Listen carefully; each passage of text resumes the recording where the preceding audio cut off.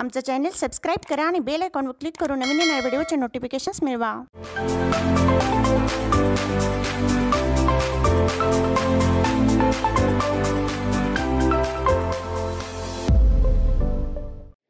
BA. मणिरे charitable ट्रस्टचे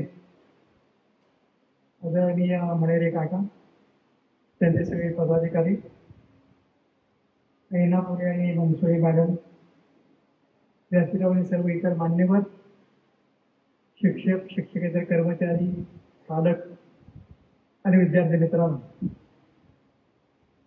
सर्वप्रथम या तुमच्या त्या कुसुम ऑलिम्पियाड हे ज्या काही त्याच्या माध्यमातून स्पर्धा परीक्षा घेतल्या जातात, त्याच्यामध्ये यशस्वी ठरलेले आणि ज्यांना आता पारितोषिके मिळणार आहेत अशा सर्व विद्यार्थ्यांचं सुरुवातीला मनापासून अभिनंदन करतो.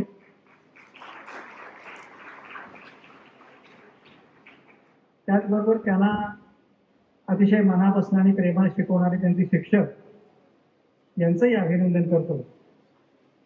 आणि आत्ताच त्याच्या पालकांनी जे मनोगत व्यक्त केले त्याप्रमाणे या मुलांच्या पालकांनी सुद्धा नक्कीच श्रम घेतले असणार, त्याशिवाय मुलांना ही पारितोषिके मिळाली नाही असणार, तेव्हा त्या पालकांचंही मनापासून अभिनंदन करतो. आता इथं फक्त ज्यांना काही मिळालेली पारितोषिक 30 मुलं आलेली आहेत का, असं काही नाही ना? ज्यांनी या स्पर्धेमध्ये सहभाग घेतला होता पण ज्यांना पारितोषिके मिळाली नाही अशी पण मुलं काही आलेली आहेत, तर त्या सर्व सहभागी पण पारितोषिक न मिळालेल्या मुलांना माझे विशेष धन्यवाद आणि त्यांना पुढच्या स्पर्धेसाठी शुभेच्छा. मी त्यांना विशेष धन्यवाद देण्याचं कारण असं आहे की मी नेहमीच सहभागाला महत्व देणारा मनुष्य, जिंकण्यापेक्षा सहभाग घेणं याला मी जास्त महत्व देतो. कसं आहे, आता आमच्या मोरे सरांचा उल्लेख झाला की स्पेशल ऑलिम्पिक्स आमच्या संस्थेमध्ये काम करतात. स्पेशल ऑलिम्पिक्स म्हणजे आमच्या मुलांचं एक वेगळं खेळाचे जग आहे की जे अगदी इंटरनॅशनल लेवलपर्यंत आहे. तर त्या स्पेशल ऑलिम्पिकची खेळ सुरू होण्यापूर्वी आपण शपथ घेतो ना, हो अशी एक शपथ आहे. ती शपथ अशी आहे, let me win, let me win, but if I cannot win, let me brave in the event. मला जिंकू द्या, पण समजा मी जिंकलो नाहीच तरी मला त्या खेळामध्ये जिद्दीनं आणि धाडसानं सहभागी होऊ द्या, तेव्हा कसा होईल. त्यामुळं जिंकण्या न जिंकण्याला महत्व न देता सहभागी व्हायचं, प्राणपणाला लढायचं. हारजीती नंतरची गोष्ट. त्यामुळे त्या सर्वच मुलांना मी मनापासून धन्यवाद देतो, कारण त्यांच्यामुळंच आज इथे या काही जणांना पारितोषिक घेण्याची संधी मिळणार आहे. बरोबर आहे ना?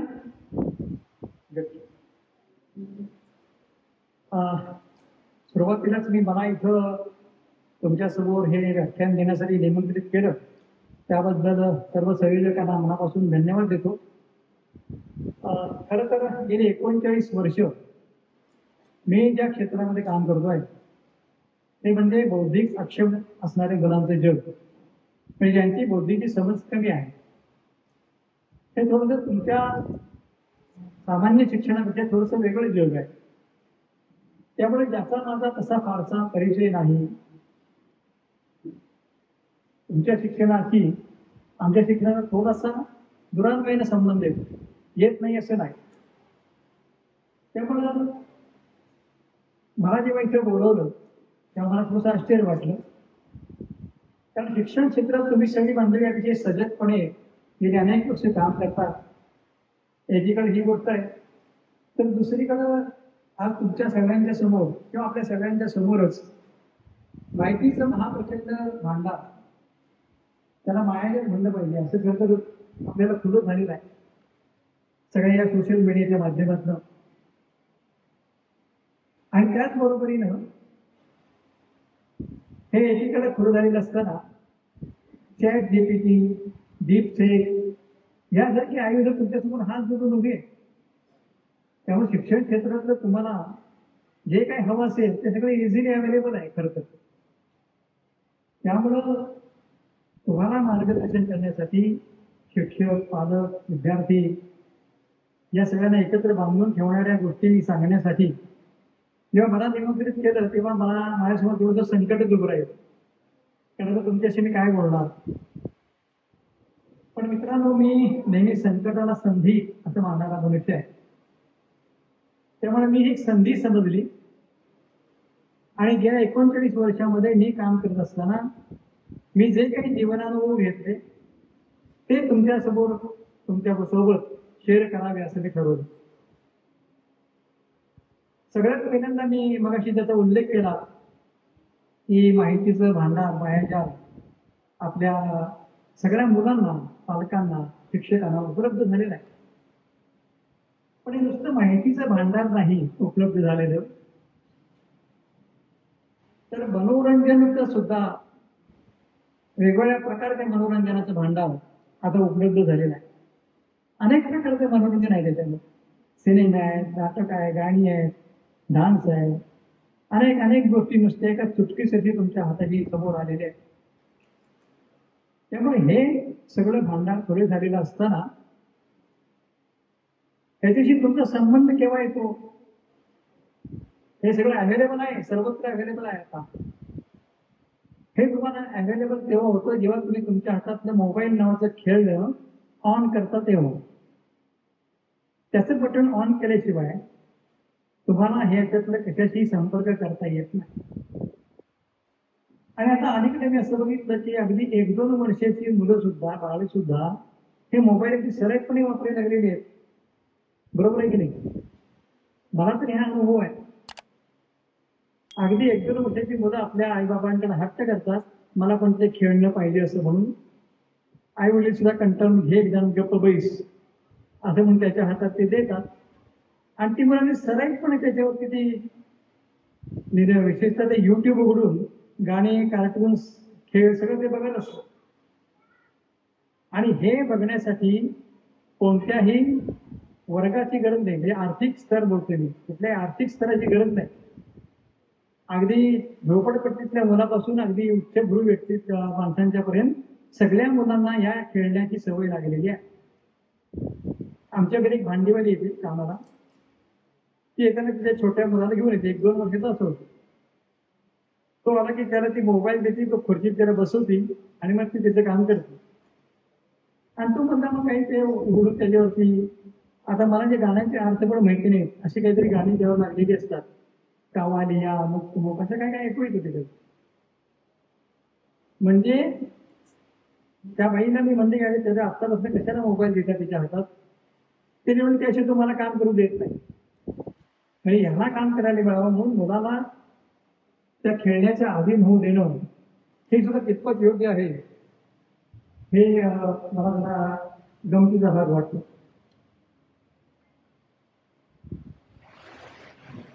आता ही लहान मुलांची जशी गोष्ट झाली तशी थोडीशी मोठ्या आता पौगंडावस्थेची मुलं आपण म्हणतो. म्हणजे आता हे पौगंडावस्था तुम्ही जरा अलीकडे आलेले. पूर्वी जर 15-16 वर्षाची मुली टीनेज म्हणायची जायची, आता 12-13 वर्षाच्या मुलांना भरपूर काय काय कळायला लागले. त्यामुळे तीच खरं तर पौगंडावस्थेत आलेली मुलं असं म्हणायला लागतं. तर या मुलांच्या बाबतीत तर असं झालेलं आहे की त्यांनी मोठ्या हक्कानं प्रेमानं आई वडिलांच्याकडे मोबाईल मागितलेला असतो आणि आमच्या आई वडिलांनी सुद्धा खुशीनं वाढदिवसाची खास भेट म्हणून मुलांना मोबाईल दिलेला असतो. तेव्हा बऱ्याचशा मुलांच्या हातामध्ये तुम्हाला मोबाईल खेळताना दिसेल. मोबाईल मध्ये माहिती काहीच नाही. मोबाईल आता आपल्या बरोबर असणारच आहे. मोबाईल शिवाय जगणं अशक्य आहे हे मान्यच करायला पाहिजे. आता मोबाईल मध्ये काही चांगल्या पण गोष्टी आहेत, त्या चांगल्या गोष्टी घेण्याचा पण प्रयत्न केला पाहिजे. या मोबाईलमुळे इतकं हे जग विचित्र झालेलं आहे की आता नुकतीच नेटफ्लिक्सवरती एक सिरीज आली होती. मी सुद्धा मोबाईल वापरतो बरं का, मी मोबाईलमध्ये काही बघतही असतो. मी काय तुमच्यापेक्षा वेगळा नाही, पण मला अजून त्याची सतत वगैरे लागेल त्याने. तर एक नेटफ्लिक्सवरती सिरीज आलेली आहे ॲडोलसन्स नावाची. काही जणांनी भारताने बघितली असेल, ती बघितली नसेल तर अवश्य बघा. पौगंडावस्थेतल्या मुलांच्या भावविश्वावर आधारित अशी ती सिरियल आहे, ॲडोलसन्स नावाची. तर ती बघितल्यानंतर इंग्लंडचे म्हणजे ब्रिटनचे पंतप्रधान जे आहेत, किर स्टार्मर असं त्यांचं नाव आहे, ते असं म्हणाले की मला सुद्धा 2 अशीच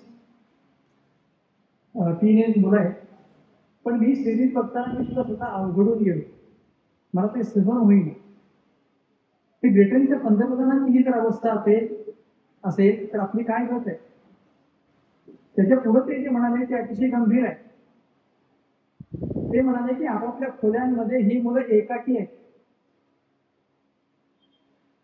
आता कसं आहे, इंग्लंड किंवा तिकडच्या देशामध्ये लहान असलेली लहान मुलांना प्रत्येक वेळी एक खोली स्वतंत्र असते, तिथंच त्यांनी वाढायचं, तिथंच झोपायचं, तिथंच सगळं त्यांनी करायचं. आपल्याकडे अजून ती परिस्थिती नाही, पण तरी सुद्धा ते म्हणतात की ही मुलं त्यांच्या खोलीमध्ये एकाकी आहे. नुसती एकाकी नाही तर असुरक्षित आहेत. आपल्या स्वतःच्या खोलीमध्ये असुरक्षित कशापासून, तर ते म्हणतात की हा ऑनलाईन राक्षस जो आहे तो त्यांचं नैतिक स्खलन करायला, नैतिक अधःपतन करायला पुरेसा सामर्थ्यशाली आहे. त्याच्यामुळे त्याच्यापासून वाचवायचं असेल आपल्या मुलांना तर त्यांच्याशी संवादाची आता ताबडतोबीने गरज आहे. एक विशिष्ट उत्कलन बिंदू जर आला की आता याच्या पुढे या मुलांना आपल्याला आवडणं शक्य नाही, तर तोपर्यंत त्यावेळी वेळ निघून गेलेली असेल, तेव्हा योग्य वेळीच हस्तक्षेप करून आपल्याला त्या मुलांशी संवाद करावा लागेल, अन्यथा काही गंभीर गोष्टी घडू शकतील.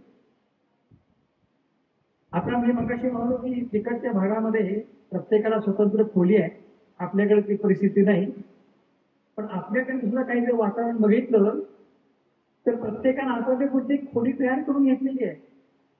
ती व्यक्ती आणि तो मोबाईल हीच त्याची खोली झालेली आहे. आता तुम्ही एखाद्या डायनिंग टेबलवरचं उदाहरण बघा, दिवाणखान्यातलं उदाहरण बघा. दिवाणखान्यामध्ये किंवा डायनिंग टेबलवरती समोर टाकली आहे, डिश आहे, आता मोबाईल आणि ती व्यक्ती आहे. तेवढंच त्या व्यक्तीचं जग झालेलं. अशी 6 कंपार्टमेंट तुम्हाला एका डायनिंग टेबलवर दिसतील. म्हणजे प्रत्येकाची काही खोलीच झाली ना. त्यामुळे तो राक्षस जो आहे ऑनलाईन, तो केव्हाही तुम्हाला त्याच्या विश्वात उडून घेऊ शकतो. तेव्हा आपण खबरदारी घेतली पाहिजे. आणि अगदी साध्या साध्या गोष्टीत नाही करता येतो.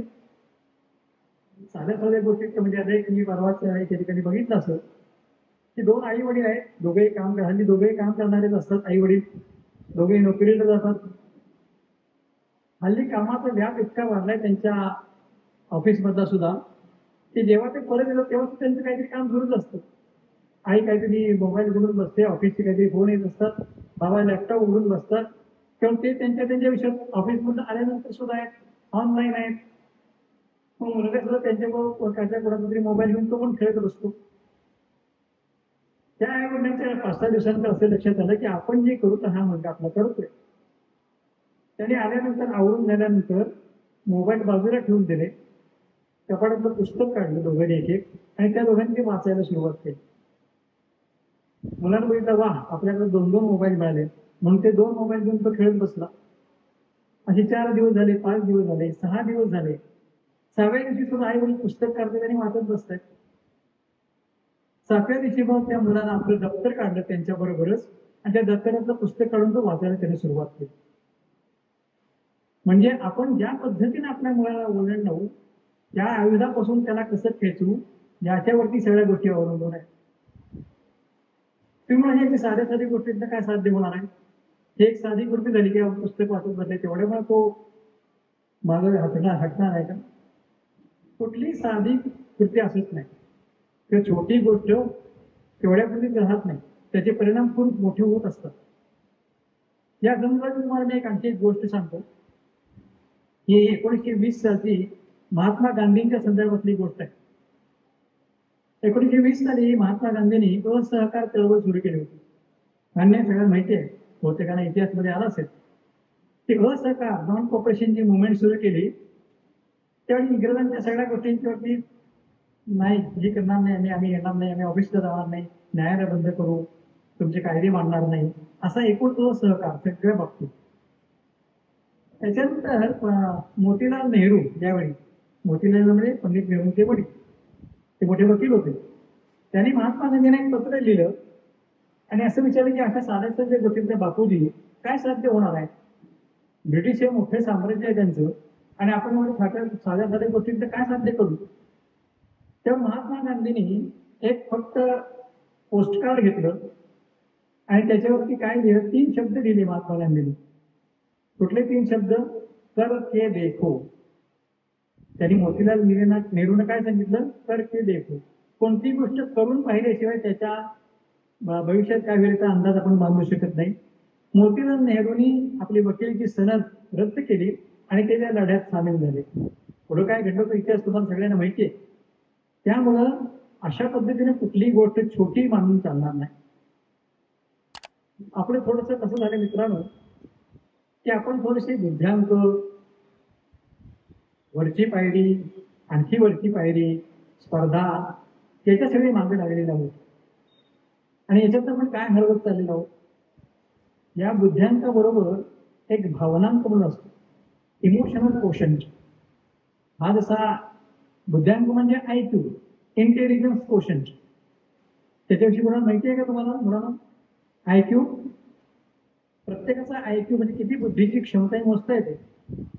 आपल्या सर्वसामान्य व्यक्तीची बुद्धीची क्षमता साधारण 90 ते 110. ते गुणोत्तर आहे, त्याच्याविषयी आपण काय बोलत नाही. पण 90 ते 110 सर्वसामान्यांचा बुद्ध्यांक असतो. तुमच्या लक्षात येण्यासाठी असं सांगतो की आमच्या शाळेत जी मुलं आहेत त्यांचा बुद्ध्यांक 70 पेक्षा कमी असतो. त्यामुळे त्यांची बुद्धीची समज कमी असते. जिनियस जे असतात, संशोधक आपले आइन्स्टाईन वगैरे, त्यांचे बुद्ध्यांक 140 त्याच्या पुढे असतात. तर ह्या आपला जो बुद्ध्यांक आहे IQ, तसाच एक EQ आहे, इमोशनल कोशंट, म्हणजे भावनिक विकास. बुद्धीच्या विकासाबरोबर हा भावनिक विकास जो आहे तोही तितकाच महत्वाचा आहे. ज्याच्यामध्ये प्रेम, बंधुभाव, एका सर्वांप्रती आदर, प्राणीप्रेम, पक्षीप्रेम, या सगळ्या गोष्टी या भावनिक विकासामध्ये येतात. आपण या स्पर्धेच्या याच्यामध्ये भानगडीमध्ये ते कुठेतरी विसरून चालणार नाही, हेच मला तुम्हाला सांगायचं. आता स्पर्धेचं जर निमित्त निघाल असेल तर स्पर्धेकडे एकदम बदलण्याचा दृष्टिकोन तुमचा बदलेल अशी तुम्हाला एक गोष्ट सांगतो. तुम्हाला फारसा कंटाळा येईल म्हणून माझ्याकडे अशा गोष्टी सांगणार आहे. म्हणजे काय होईल, कंटाळा पण होणार नाही, होय की नाही? नाहीतर भाषण अरे बापरे असं वाटायला नको तुम्हाला. हा, तर ही गोष्ट जी आहे ना ती सुद्धा आमच्या स्पेशल ऑलिम्पिक मधली गोष्ट आहे. आमच्या स्पेशल ऑलिम्पिक मध्ये कसं असतं, मी मगाशी म्हटलं ना की सहभागाला महत्व आहे. आमच्या स्पेशल ऑलिम्पिक मध्ये जे सहभागी होतात, जे सहभागी होतात ती मुलं, त्या प्रत्येकाला काहीतरी मेडल मिळतं. हे कसं शक्य आहे? तर आमच्या इथं फक्त 8 जणांची एकावेळी स्पर्धा लावली जाते. फक्त 8 जणांची स्पर्धा, आणि त्या 8 जणांना गोल्ड, सिल्वर, ब्रॉन्झ आणि 5 रंगाच्या पॅच रिबीज त्याच्या गळ्यात घातल्या जातात. आता तुम्ही म्हणाल की हे फक्त 8 मुलांना कसे स्पर्धेत भाग घेता येईल? नाही, जास्ती मुलं पण भाग घेऊ शकतात. म्हणजे उदाहरणार्थ 40 मुलांची स्पर्धा आहे, त्यांनी भाग घेतलाय. रनिंग मध्ये 40 मुलांनी भाग घेतलाय. मग काय करायचं, तर 8-8 जणांचे 5 ग्रुप करायचे. 8-8 40. पहिल्या 8 जणांनी पळायचं, त्याने स्पर्धा संपवली की त्या 8 जणांना गोल्ड, सिल्वर, ब्रॉन्झ 5 रंगीत रिबिन. पुढच्या 8 जणांना पळवायचं, त्यांना गोल्ड, सिल्वर, ब्रॉन्झ 5 रंगाचे रिबिन. घरी जाताना प्रत्येक जण आपल्या गळ्यात काहीतरी मिरवत जातो, त्याला काहीतरी जिंकल्याचा आनंद मिळतो. घरी त्याला दाखवायला काहीतरी सांगतात की मी जिंकलो. अशीच एक आमची स्पर्धा होती हैदराबाद मध्ये. स्पर्धेत रनिंगची स्पर्धा होती. मुलं 8 ओळीनं उभी होती. शिट्टी वाजल्यानंतर 8 मुलं पळायला लागली. सगळ्यात पुढे जो मुलगा होता त्याला थोड्या वेळा लक्षात आलं की काहीतरी गडबड आहे, कसले तरी आवाज यायला लागले. म्हणून त्यानं मागं वळून बघितलं तर त्याच्या मागणं पळत येणारा जो मुलगा होता तो ठेच लागून पडला होता. मग त्याला सोपं झालं असं वाटलं असेल ना. आता काय सोपं झालं, मागचा 2 नंबर पडलाय, आपण जाऊया पुढून. त्याच्या मागच्या 3ऱ्या नंबर वाटलं तर आता हा पडला आपला 2रा नंबर येईल. पण तसं झालं नाही. 1 नंबरला जो मुलगा होता तो मागं परत आला. त्यानं त्या मुलाला उठवलं, कुठे लागलं होतं ते बघितलं. तोपर्यंत मागची 6 मुलं होती ती पण पुढे आली, आणि मग त्या 8 जणांनी परत जाऊन ती स्पर्धा पुढे केली. तिथे जी कमिटी असते स्पर्धेची बक्षीस देणारी, त्या कमिटीनं त्या 8 जणांना गोल्ड मेडल्स घेऊन गेले. आमच्या आमच्या इतिहासात, ऑलिम्पिकच्या इतिहासात 8 गोल्ड मेडल्स या नावाने ही स्पर्धा खूप अभिमानाने सांगितली जाते. कारण त्या मुलांनी सहभागाला किती महत्व आहे आणि सहवेदनेला किती महत्व आहे. सहवेदना ही महत्वाची असते. सहवेदना म्हणजे एम्पथी, आपण जे म्हणतो की सहानुभूती. सिंपथी नाही. सिंपथी म्हणजे सहानुभूती, अरे रे विचारा, ती सहानुभूती झाली. पण अरे अच्छा असं होय, ती झाली एम्पथी. मला पण त्याच वेदना जणू काही होत आहेत असं दाखवणं म्हणजे सहवेदना, एम्पथी. ही त्या मुलाने दाखवली म्हणून त्यांना त्या पद्धतीनं ती 8 गोल्ड मेडल घेऊन गौरवण्यात आली. आमच्या स्पर्धेचं हे वैशिष्ट्य, हे जेव्हा आपण लक्षात येईल तेव्हा स्पर्धेकडे बघण्याचा दृष्टिकोन कदाचित बदलून जाईल.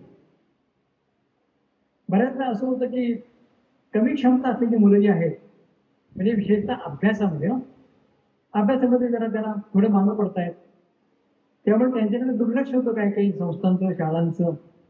तुमच्या शाळेबद्दल मी बोलत नाही. एक तुम्हाला उदाहरण देतो की अशा पद्धतीनं त्या म्हणतात बाई सारख्या गोष्टी सांगतायत सर. आता आणखी एक गोष्ट सांगणार आहे. ती गोष्ट आहे प्रदेशातली. म्हणजे मागं पडणाऱ्या मुलांच्या विषयी आपले कसे गैरसमज असतात हे सांगणारी ही गोष्ट आहे. गोष्ट परदेशातली आहे.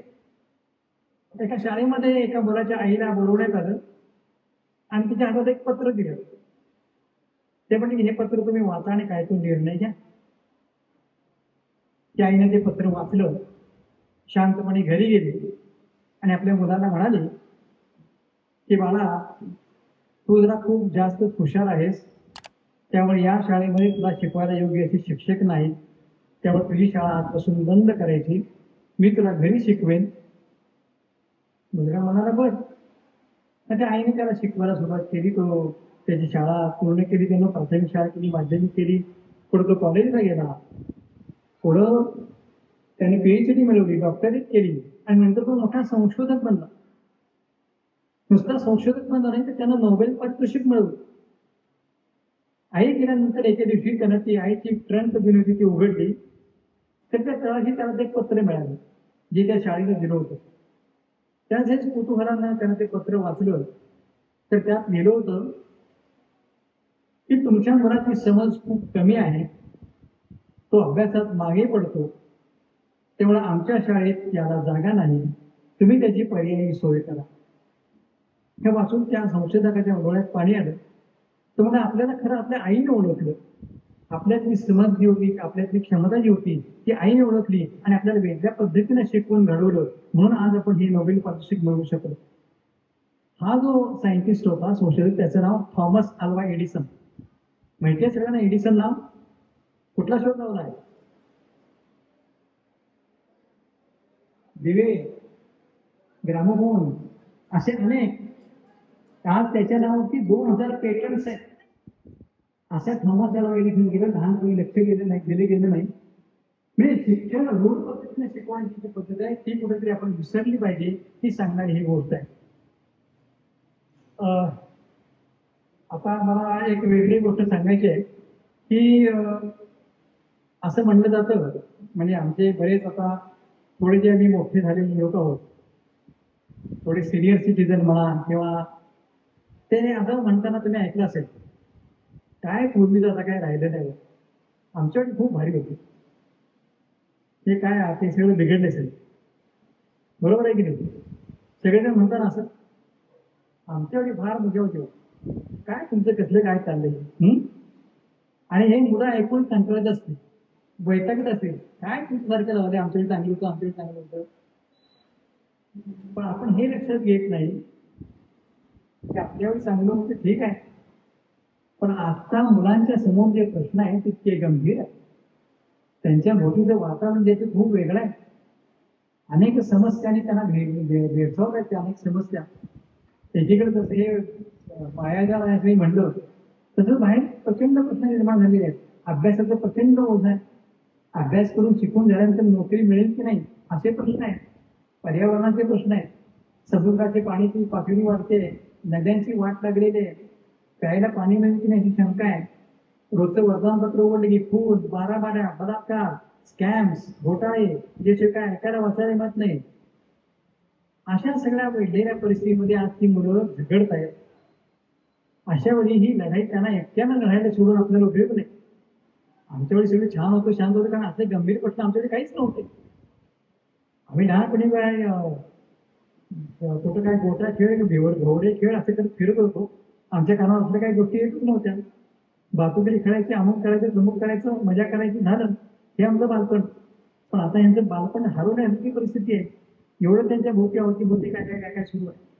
त्यामुळं त्यांना ह्या वेगळ्या पद्धतीने घडवण्याशिवाय पर्याय आपल्यासमोर राहिलेला नाही. त्यामुळे या लढाईला त्यांना जर सामोरं जायचं असेल तर तुम्ही वेगळ्या पद्धतीनं पालक म्हणून, शिक्षक आणि शिक्षक म्हणून एक वेगळ्या पद्धतीने त्यांच्याबरोबर थोडं हेतुभूत केलं पाहिजे आणि त्यांना या लढाईमध्ये आम्ही तुमच्या सोबत आहोत, काय प्रश्न आहेत ते आम्हाला सांग, असं सांगून त्यांच्या बरोबर मित्र म्हणून त्यांच्याशी वागलं पाहिजे. तर कुठेतरी आपल्याला या मुलांना या जगात वेगळ्या पद्धतीने पुढे आणता येईल. मला या मुलांना एक सांगायचं आहे की आता आमच्या पिढीचं काम आम्ही करून झालेलं आहे. आम्ही काही बऱ्या गोष्टी केल्या असतील, तशा आम्ही काही चुकीच्या गोष्टी केल्या असतील. विशेषतः पर्यावरण प्रदूषण या बाबतीत निसर्गाचं रक्षण करणं आम्ही नक्कीच कमी पडलो आहोत. कारण आता तुम्ही बघता झाडांची कत्तल होते, पाऊस पडत नाही, याची कारण काय जंगलं कमी होत आहेत.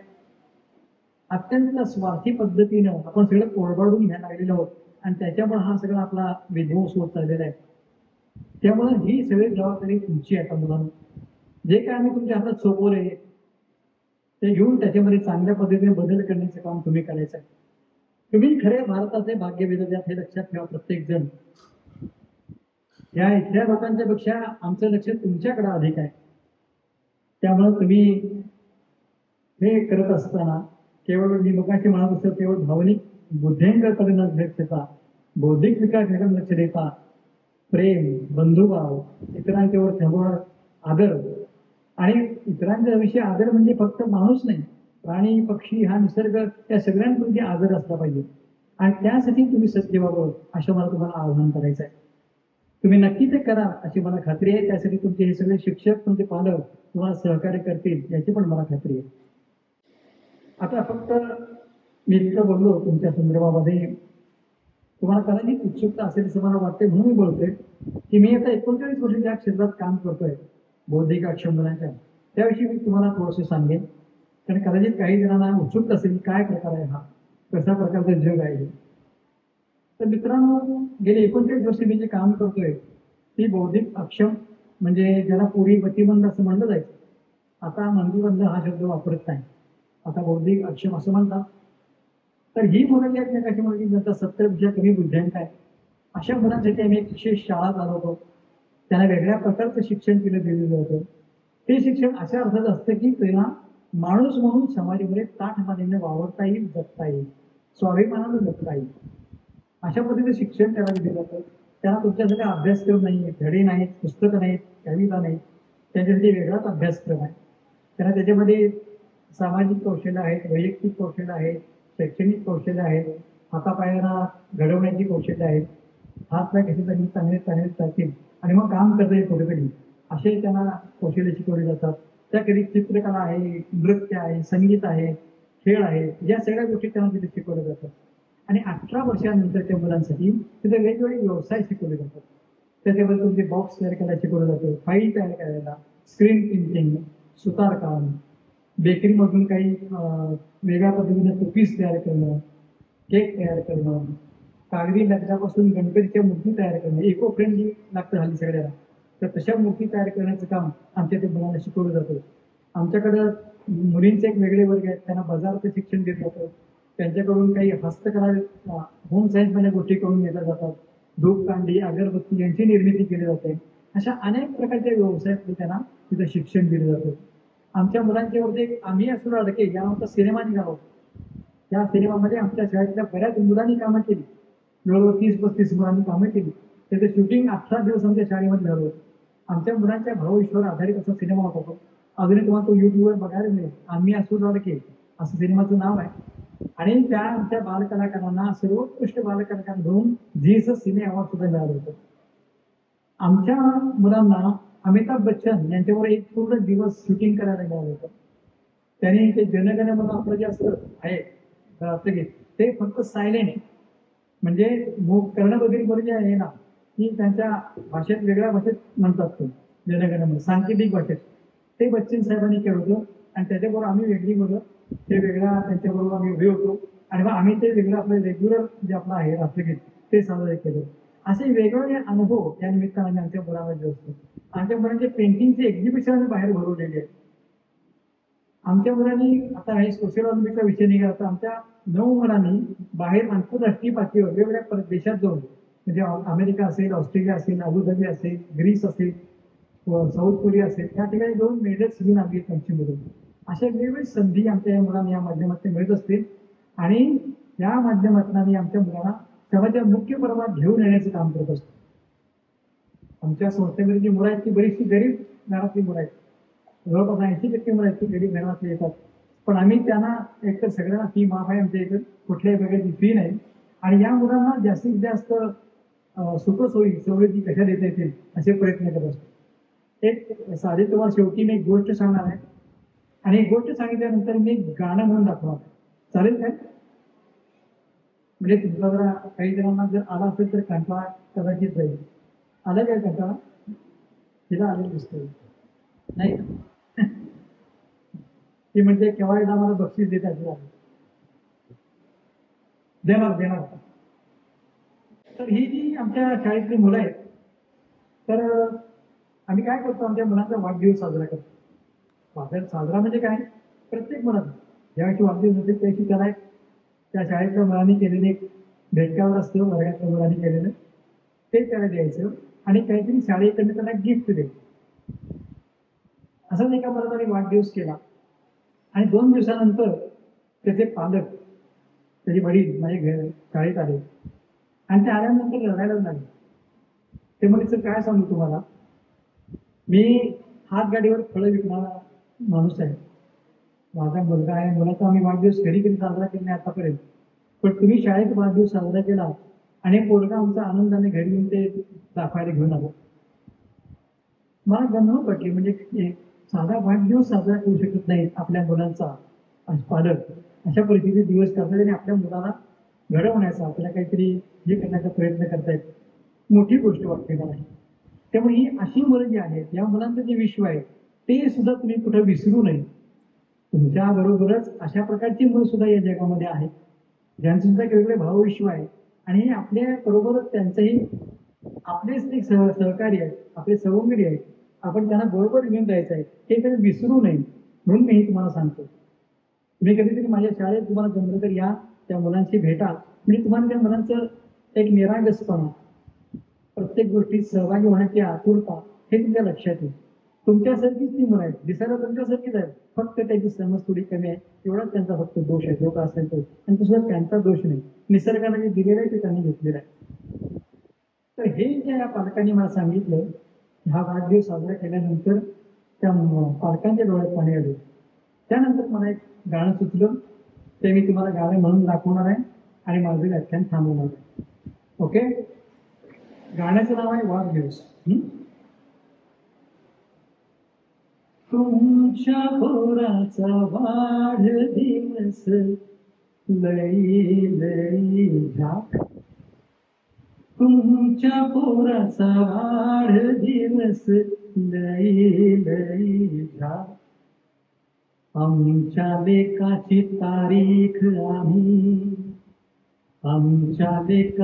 तारीख आम्ही विसरून गेलो पा हो विसरून गेलो पा तुमच्या तिथं त्याच राती लाखाची गाडी तुमच्या तिथं त्याच राती लाखाची गाडी आमच्या दारी थकली भागली आमच्या दारी थकली भागली टेकली हात गाडी तुमच्या पोराची वाढ दिसाची कापड लई भारी तुमच्या पोराच्या वाढ दिसाची कापड लई भारी एकच सदुरा माझ्या लेकाचा एकच सजून माझ्या लेखाचा वाळतो परसदारी, वाळतो परसदारी. तुमच्या पोराच्या वाढदिसाला बिर्याणीचा वास, तुमच्या पोराच्या वाढदिसाला बिर्याणीचा वास. लेकाने माझ्या भाकर खाल्ली, लेकाने माझ्या भाकर खाल्ली, नाही कोरड्यास, नाही कोरड्यास. मेणबत्त्या फुगतीत आतषबाजीची राख, मेणबत्त्या फुगतीत आतषबाजीची राख.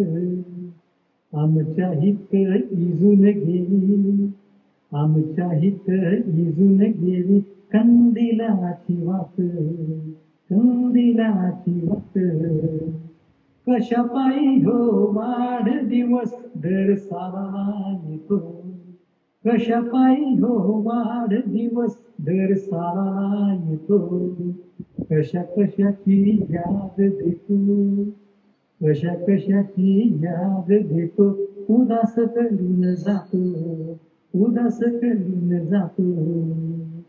तुमच्या पोराचा शेवटचं कडवं महत्वाचं आहे. तुमच्या पोराचा वाढदिवस जरी असा न तसा, तुमच्या पोराचा वाढदिवस जरी असा न तसा. लेकाच्या गळा मिठीचा आनंद, लेकाच्या गळा मिठीचा आनंद. मोजू किती न कसा, मोजू किती न कसा, मोजू किती न कसा. चला.